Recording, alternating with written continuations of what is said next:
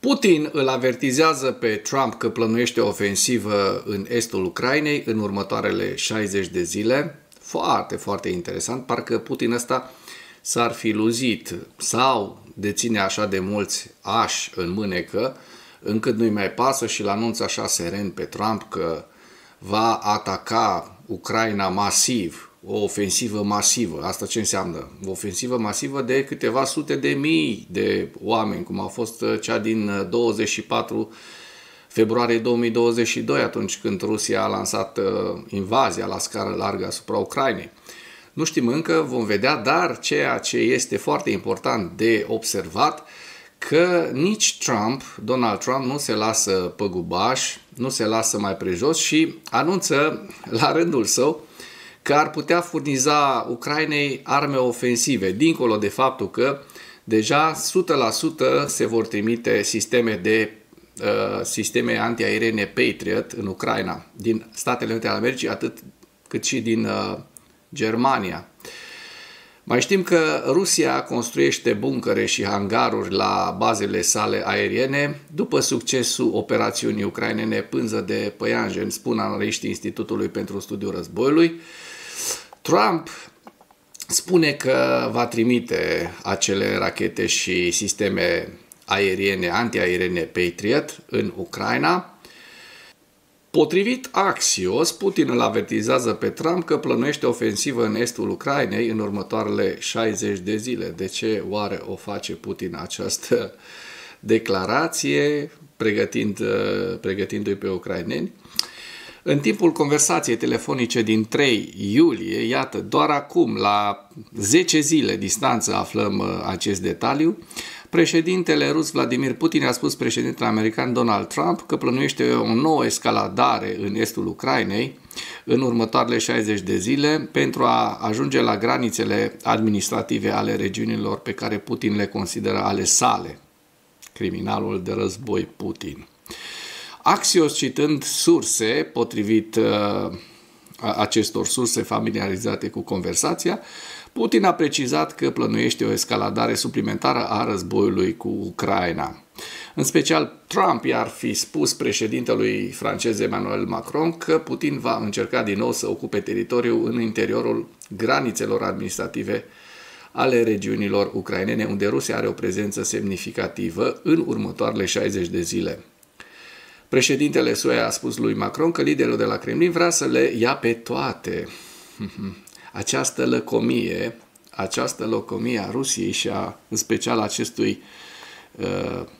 acestui criminal de război Vladimir Putin o să ducă la pieirea Rusiei. O să vedeți. Niciun dubiu. Trump ar putea furniza Ucrainei arme ofensive, spune presa, și vedem că președintele american Donald Trump va anunța luni adică astăzi anunță un nou plan de înarmare a Ucrainei. Suntem foarte atenți la ceea ce se va spune, probabil în materialul de mâine vom publica declarațiile lui Donald Trump, care se așteaptă să includă arme ofensive. Foarte important, că până acum nu erau arme ofensive decât rachetele ATACMS. Se observă că trimiterea de arme ofensive ar fi o schimbare semnificativă pentru Trump, care a încercat recent să spună că va furniza doar arme defensive pentru a evita escaladarea conflictului. Două surse au declarat că au motive să creadă că rachetele implicate probabil erau rachete cu rază lungă de acțiune, care puteau atinge ținte aflate în adâncul teritoriului rus, inclusiv Moscova, dar nu erau la curent cu decizia finală a lui Trump. Senatorul republican Lindsey Graham a declarat că Trump este foarte supărat pe Putin. Declarația sa de mâine va fi foarte agresivă. Noua inițiativă, prezentată la o întâlnire între Trump și secretarul general al NATO, Mark Rutte, ar urma să implice țările europene în finanțarea transportului de arme fabricate în America către Ucraina. Planul ar fi fost propus de către președintele ucrainean Volodymyr Zelensky în timpul unui summit NATO de acum 2 săptămâni. De asemenea, se observă că unul dintre lucrurile care l-au convins pe Trump să furnizeze arme Ucrainei a fost o convorbire telefonică din data de 3 iulie, în care președintele rus. Vladimir Putin a precizat că plănuiește o escaladare suplimentară a situației. Omul ăsta ori e prost, așa cum vă spuneam, ori este cu prea mulți ași în mânecă și atunci este foarte grav, dar eu cred că este cam prostovan să-ți anunți tu în loc să lași elementul surpriză să funcționeze. Ok. Rusia construiește buncăre și hangaruri la bazele sale aeriene după succesul operațiunii Pânză de Păianjen, spun analiștii Institutului pentru Studiul Războiului. Vedem aici cum fumegă avioanele strategice, bombardierele strategice ale Rusiei în atacul acela care a rămas și va rămâne în cărțile de istorie, atacul ucrainean împotriva bazelor strategice rusești. Imaginile din satelit sugerează că Rusia începe să construiască structuri defensive la bazele aeriene în urma succesului operațiunii Pânză de Păianjen, care a distrus o parte din aviația strategică a Rusiei. Institutul pentru Studiul Războiului spune că imagini recente din satelit sugerează că Rusia construiește structuri defensive la unele dintre bazele sale aeriene în urma operațiunii Pânză de Păianjen a Ucrainei din data de 1 iunie, de acum 44 de zile, mă scuzați. Front Intelligence Insight a relatat că imaginile din satelit colectate pe data de 7 iulie arată că forțele ruse au construit aproximativ 10 buncăre din pământ armat, 12 structuri de tip bunker din beton neasfaltat și 8 clădiri de tip hangar la baza aeriană Kalino din regiunea Kursk. Apropo de aceste buncăre din pământ armat, sunt arme care trec prin buncăre din beton armat, nu prin pământ armat. Deci aceste buncăre, după părerea mea, sunt zero barat. La ce rachete deține Occidentul, care ați văzut și în Iran cum și-au făcut datoria, adică nu știu pentru ce le face, dar le face ca să fie făcute. Imaginile din satelit ale Planet Labs, colectate pe data de 27 iunie la baza forțelor aeriene Kalino, arată de asemenea hangare ranforsate. Vedem aici imaginea prezentată de către Institutul pentru Studiul Războiului, preluate de asemenea de la Front Intelligence Insight și mai știm că imaginile colectate pe data de 9 iulie arată că trupele ruse au construit 2 structuri din beton asemănătoare unor buncăre la baza aeriană Saki din Crimea ocupată. Dacă până în acest moment ai găsit informații utile în material, contribuie cu un like și cu o distribuire a acestui videoclip pentru a ajunge la cât mai multă lume.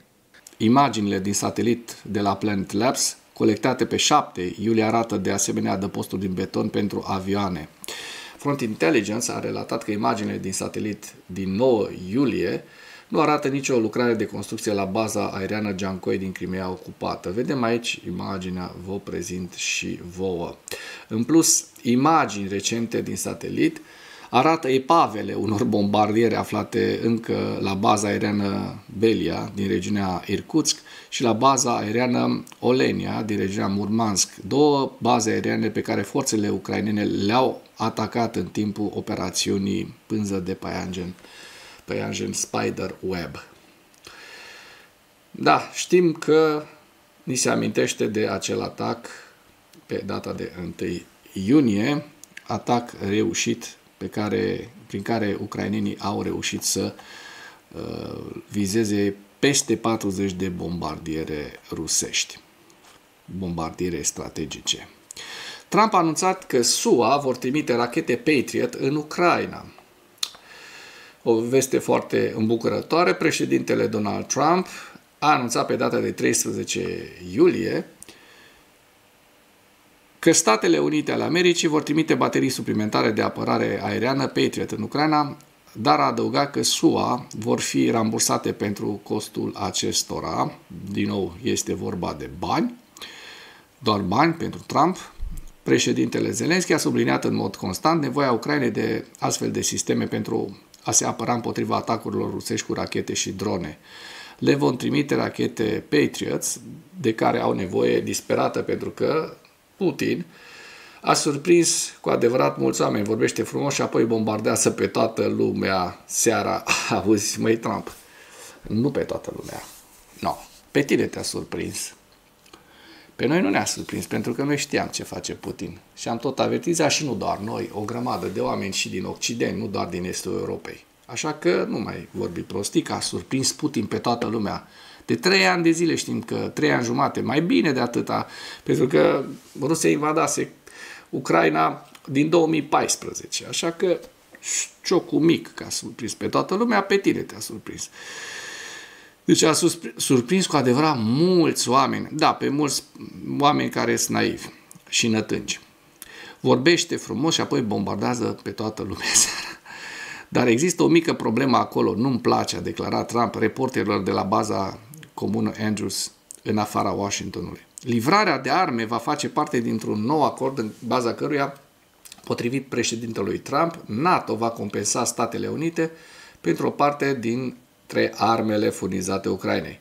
Practic le vor trimite diverse echipamente militare foarte sofisticate, ne vor plăti 100% pentru asta și așa vrem să fie, a spus Trump. Nu a specificat numărul rachetelor Patriot și a sistemelor.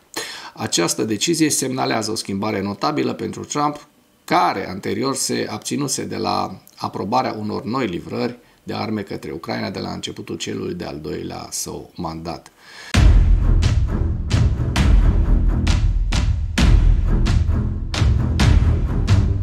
Trecem la ziua 1237 a războiului din Ucraina. În ultimele 24 de ore, Rusia a pierdut 1130 de militari, dar ce le mai pasă, ce pasă lui Putin, pregătește acest Putin o nouă ofensivă majoră în estul Ucrainei, 3 tancuri, 4 vehicule blindate de luptă, 51 de sisteme de artilerie și vedem lista pierderilor rusești în ultimele 24 de ore în această imagine. Și acum trecem la hărțile Deep State pentru a vedea dacă au existat evoluții ale fronturilor în ultimele 2 zile, pentru că nu mai avem din data de 11, n-am mai avut pe data de 12 și pe data de 13 hărți publicate la momentul publicării acestui material.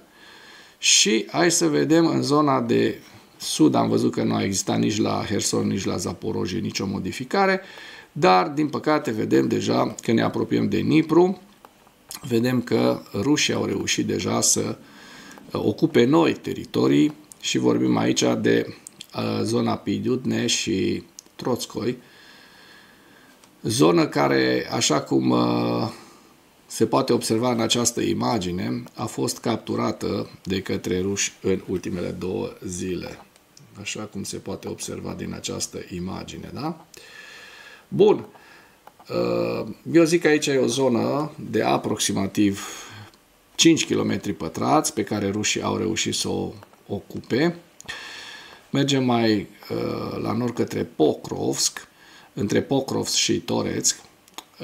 O să mărim la scară de 1 km pentru a vedea exact aceste cuceriri rusești. Aici e vorba de câteva sute de metri pătrați.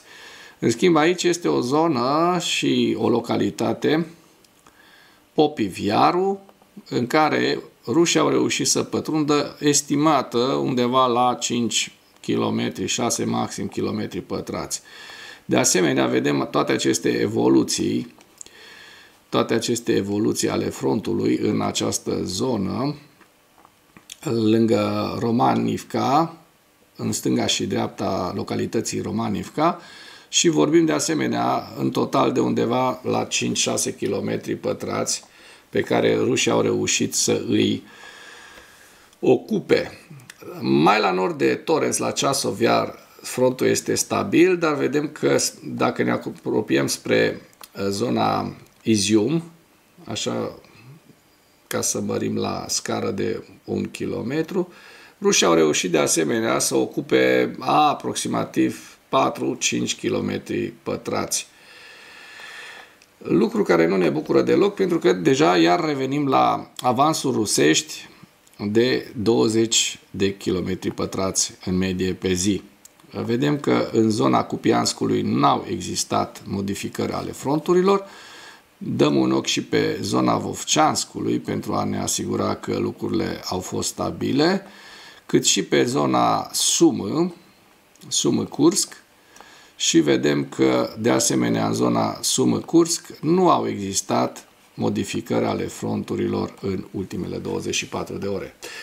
Trecem la evaluarea campaniei militare ofensive rusești la data de 13 iulie, în viziunea analiștilor Institutului pentru Studiul Războiului, cu principalele știri.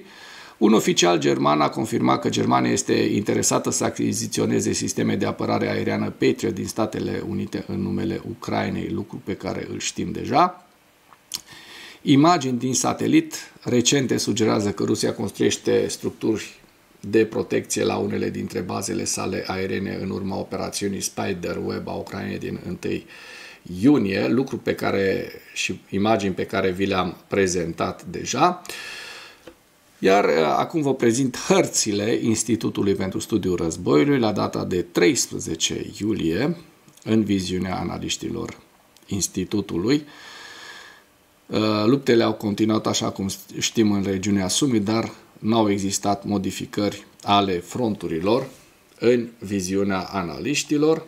La Kharkiv, de asemenea, frontul, așa cum v-am prezentat, este stabil. Rușii au reușit să avanseze în zona Veliki Burluki.